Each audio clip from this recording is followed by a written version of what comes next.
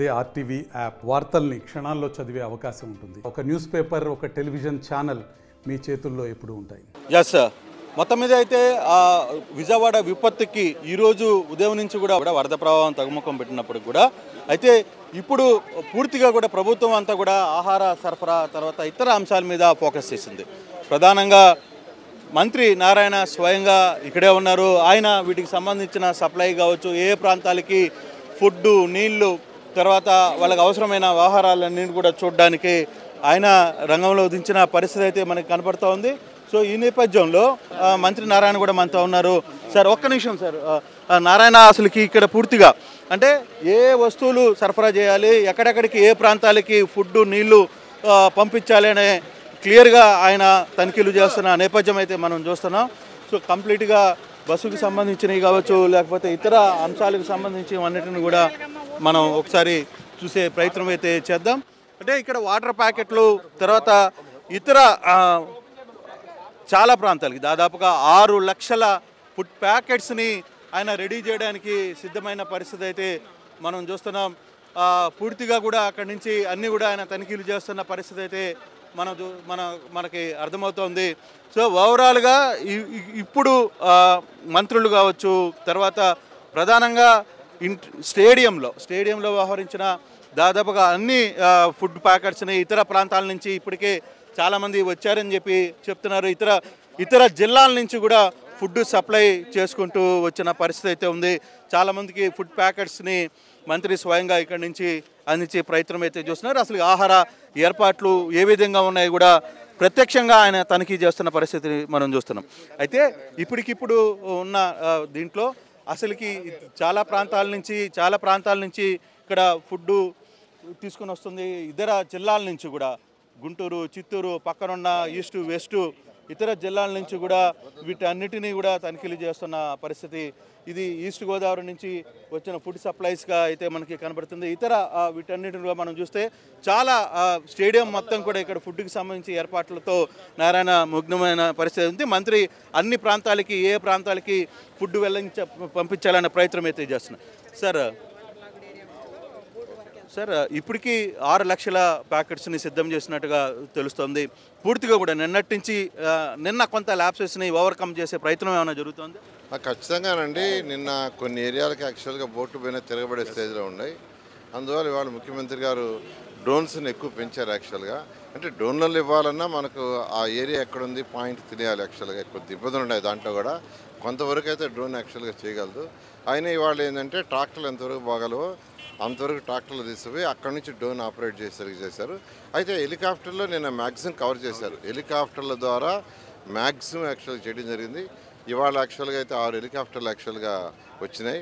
వాటి ద్వారా ఎటువంటి పరిస్థితుల్లో కూడా ఈరోజు ఎవరికి బ్రేక్ఫాస్ట్ కానీ, లంచ్ కానీ, డిన్నర్ కానీ ఒక్కరికంటే ఒక్కరికి కూడా షార్టేజ్ రాకూడదు. అవసరమైతే డబుల్ చేయమన్నారు. ఈరోజు అయితే మొత్తం డబుల్ చేసాం.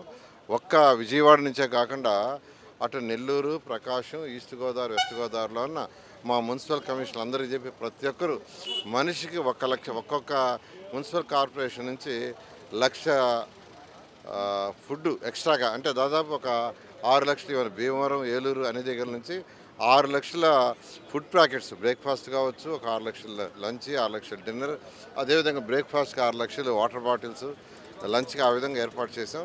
అందువల్ల ఈరోజు ఎటువంటి ఇబ్బంది ఉండదు. ఇప్పటికే మేడం గారు ఆల్మోస్ట్ టోటల్గా మేడం గారు ఇక్కడ చూస్తున్నారు. టోటల్గా ఆల్మోస్ట్ డిస్పర్స్ చేశారు 3 లక్షల పైన. మరొక గంటలో మిగతా 3 లక్షలు కూడా డిస్పర్స్ చేసి ఎవరికి ఎటువంటి ఇబ్బంది లేకుండా నుక్ అండ్ కార్నర్లో కూడా ఈరోజు. ఇప్పుడు ప్రధానంగా నెక్స్ట్ మీకు ఒక సమస్య రాబోతుంది. వాటర్ వెళ్ళిన తర్వాత అసలుకి బురద ఇండ్లలో పూర్తి కూడా చేరుకుపోయింది. తర్వాత అది క్లీన్ చేయాలి, తర్వాత అంటురోగాలు వచ్చే ప్రబల పరిస్థితులు ఉన్నాయి. వీటన్నిటికీ ప్రభుత్వం సిద్ధమవుతుందా? ముందుగా ఒక అంచనా వేసుకుందా? ముఖ్యమంత్రి గారు అందుకే ముందే ఇన్స్ట్రక్షన్ ఇచ్చారండి.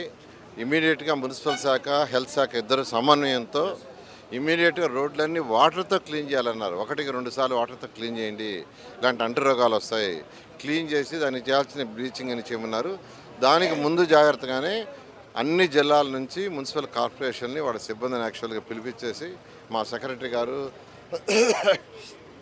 సింగాల్ గారు, అదేవిధంగా డైరెక్టర్ హరినారాయణ గారు యాక్చువల్గా అదే వర్క్ మీద యాక్చువల్గా ఆ వర్క్కి చేస్తున్నారు.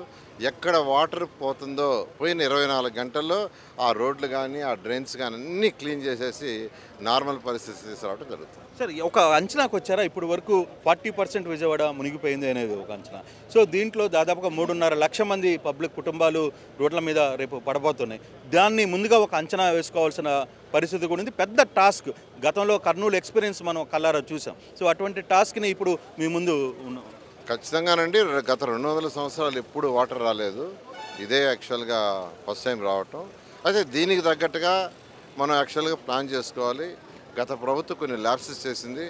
రివీట్మెంట్ వాళ్ళు కొన్ని దగ్గర యాక్చువల్గా ఒక 500 మీటర్లు వదిలేసింది. అది కానీ కట్టుంటే కొన్ని ఏరియాలకి ఫ్లడ్ వచ్చినది కాదు. అదేవిధంగా కొన్ని దగ్గర యాక్చువల్గా వైడెన్ చేస్తుండే అలా కొద్ది ప్యాకెట్స్ వాళ్ళకి యాక్చువల్గా ఆ కాంట్రాక్టర్కి డబ్బులు ఇన్నందువల్ల వాళ్ళు వదిలేశారు. అవన్నీ కూడా ముఖ్యమంత్రి గారు యాక్చువల్ రివ్యూ చేస్తున్నారు. ఈ వరద తగ్గానే ఇమీడియట్గా దాని మీద యాక్షన్ తీసుకుని ముందుకు పోవడం. ప్రతిపక్ష నేత విమర్శలు చేస్తున్నారు. ఏ విధంగా చూస్తారు? ఆయన ఎప్పుడన్నా ఇట్లాంటి వస్తే బయటికి ఎక్కడ వచ్చాడండి, హెలికాప్టర్లు అటా తిరిగిపోయాడు, ఎవరైనా కళ్ళు వినిపించారు. కానీ మా ముఖ్యమంత్రి గారు ఇది వచ్చిన వెంటనే కలెక్టరేట్కి వచ్చి అక్కడే సెక్రటరియట్ అనుకుని అధికారులను అందరినీ అక్కడికి రమ్మని అక్కడి నుంచి చేస్తూ తెల్లవారి 3-4 దాకా చేస్తున్నారు. మళ్ళీ అటు పోయి మళ్ళీ 2 hours తర్వాత వచ్చేస్తాను. అలా ఇలాంటి ముఖ్యమంత్రి భారతదేశంలో ఎవరుండండి. ఆయన నిద్రపోడు, మమ్మల్ని కూడా నిద్రమానియటం లేదు. అదేవిధంగా కంట్రోల్ రూమ్లో లోకేష్ గారు కూడా ఉండి యాక్చువల్గా దీన్ని పర్యవేక్షిస్తున్నారు. ఖచ్చితంగా ఇంతకంటే డిజాస్టర్ని ఎవరు కంట్రోల్ చేయలేరు. Thank you. సో నారాయణ గారు చాలా క్లియర్గా చెప్తున్నారు. ఇప్పుడు నీళ్లు వెళ్ళబోతుంది. రేపు ఉదయం జరగబోతున్న ఇంకొక సమస్య మాకు టార్గెట్ ఉంది. మొత్తం క్లీనింగ్ చేయాలి. తర్వాత దానికి సంబంధించిన వ్యవహారాలన్నీ కూడా సిద్ధం చేయాలి. సో దానికి పూర్తి స్థాయిలో మున్సిపల్ శాఖ మొత్తాన్ని కూడా అప్రమత్తం చేసిన పరిస్థితి ఉంది. దానికి ముందుగానే చంద్రబాబు మాకు ఒక దిశానిర్దేశం చేశారు కాబట్టి మాకు ఎటువంటి ఇబ్బందులు లేవు. ఆ దిశగా కూడా మేము ప్లాన్ ఆఫ్ యాక్షన్ చేసుకుంటున్నామని చెప్పారు. మరోవైపు ఫుడ్ కూడా ఇక్కడికి చాలామందికి ఇక్కడ అందించే ప్రయత్నం కూడా జరుగుతుంది. ఇక్కడి నుంచి ఫుడ్ని అందిస్తున్నారు. తర్వాత చాలా ప్రాంతాలకి ఇక్కడ నుంచి తరలించడానికి సుదూర ప్రాంతాల నుంచి వచ్చిన వారికి కూడా ఇక్కడ ఫుడ్ని అందించే ప్రయత్నం కూడా జరుగుతుంది. సో ఏదేమైనా ప్రభుత్వం పూర్తిగా కూడా అప్రమత్తమైంది. ఈరోజు నిన్న మొన్న జరిగిన కొన్ని ల్యాప్సెస్ని మిస్ కాకుండా డెఫినెట్గా అన్నీ కలిసి ఈసారి దాన్ని ఓవర్కమ్ చేయాలి ఈరోజు అనే ఒక ప్రయత్నంలో భాగంగా చాలా గట్టిగా పనిచేస్తుందని చూడాలి. మొత్తం మీద ఆ ఎఫెక్ట్స్ అయితే ఇక్కడ కనపడుతున్నాయి. మీ అందరికీ తెలుసు విజయవాడలో వచ్చిన విపత్తు. దానికి సీఎం గారే స్వయంగా ఇక్కడే ఉండి యాక్చువల్గా మొత్తం పర్యవేక్షిస్తున్నారు. అదేవిధంగా మా మున్సిపల్ శాఖ మున్సిపల్ డిపార్ట్మెంట్లో ఉన్న అధికారులందరూ కూడా యాక్చువల్గా ఈరోజు పూర్తిగా నిమగ్నమై ఉంటారు. అంతేకాకుండా పక్కన ఎక్కడైతే ఈ యొక్క ఎఫెక్ట్ లేని కార్పొరేషన్స్ నుంచి మున్సిపాలిటీస్ నుంచి యాక్చువల్గా కమిషన్ అధికారులు కూడా యాక్చువల్గా మా సెక్రటరీ గారు పిలిపించారు. దీంట్లో యాక్చువల్గా ఇన్వాల్వ్ చేశారు.